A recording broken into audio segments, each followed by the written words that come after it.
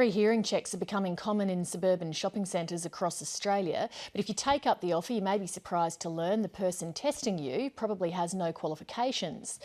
They'll also earn a commission on whatever product they sell you. It's an unregulated industry, and experts warn people are increasingly falling victim to predatory sales practices and misdiagnoses. Elise Morgan reports.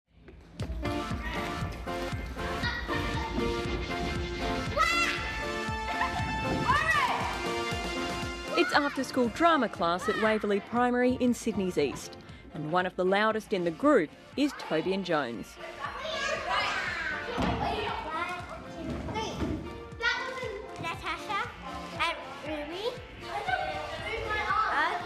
It's remarkable because Tobian was born profoundly deaf. He got his first hearing aids at just 3 months old. Must be an even number. It's not just hearing aids that allow Tobian to thrive in a normal classroom. Pretend that's 10. What would that be? Good strategy. Well done. Easy. Doubles, doubles, doubles. Woo. What do you like to do best in class? Maths. Yeah, and playing. And doing sports and doing music. I love things. We have some excellent technology in place in the classroom. This Dynamic is a remote microphone. It sends the signal straight to Tobian's hearing aids. This FM is also a remote microphone. He can carry this around the school when he goes off to sport or music. This can go up to each teacher. It's expensive technology facilitated by qualified staff and paid for by the federal government agency Australian Hearing. Tobian's father Alex, who's also profoundly deaf, understands the value of Australian Hearing. We speak to him through an interpreter. If he didn't have those supports,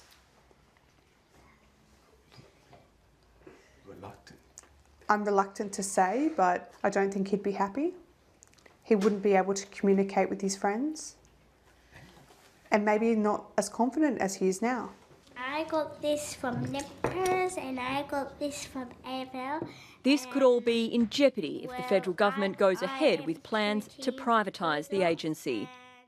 Why would the Australian government privatise for something that is working? It's working. Before, when we played Chinese Whispers, I would always mess up the word and my friends would always blame it on me. But now that I have my hearing aids, I can hear the word on the first go, and it's really cool. As well as providing subsidised care to children and pensioners, Australian Hearing also competes with the private sector, selling hearing aids to the general population. It's a lucrative business, making $12 million last year, and it led the National Commission of Audit to recommend the agency be privatised. That's the terrifying bit for us. It's so terrifying. It's vital for deaf children all around Australia. To privatise Australian Hearing, that would lead to risk. Risk where children aren't well looked after. Privatisation will open up all of Australian Hearing to competition. But that choice isn't necessarily a good thing. I think that parents are going to be finding it very difficult to find out who they can trust. Bill Vass is a doctor of audiology. He's worried that no formal qualifications are needed to work in the industry. In the private sector, the regulation is totally absent. Anyone can sell hearing aids or pretend to provide the services to hearing impaired people. The major hearing aid manufacturers already own hundreds of clinics throughout Australia. One of these companies is likely to buy Australian Hearing. Something this good, however, must cost you an arm and a leg. Not at all. A cost isn't much more than a daily cup of coffee. A cup of coffee, that is very affordable. Slick ad campaigns and free hearing tests are used to lure in clients, like retiree Marcel Jones, who thought his hearing was going. So I went in and made an appointment for a free hearing test, and the test went for about 15 to 20 minutes, and at the end of the test I was told, you're definitely a candidate for hearing aids. Marcel had no idea the clinic was owned by a hearing aid manufacturer intent on profit, and he didn't check their qualifications. She only told me that they range from $2,000 to $10,000. I couldn't do with anything under the $10,000 for my problem. She was really a trained salesperson, and I got him sort of felt that I couldn't say no. That was a position. The tricky part for someone entering a clinic that's owned by a hearing aid manufacturer is that they may be led to believe that the only solution for them is the hearing aid that they are offered.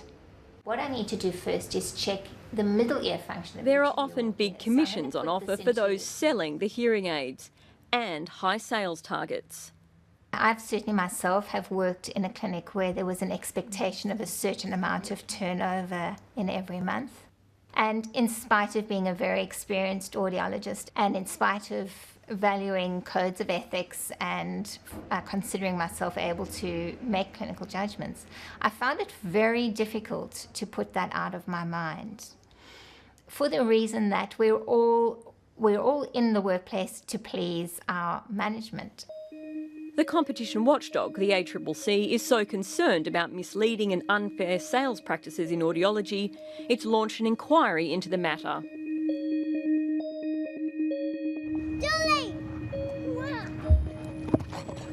As Tobian grows, he'll need new hearing aids and ongoing therapy.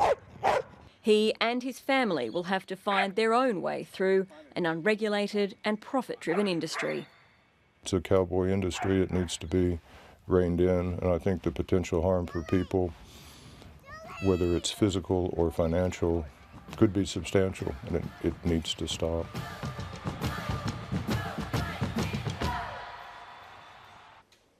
Elise Morgan reporting.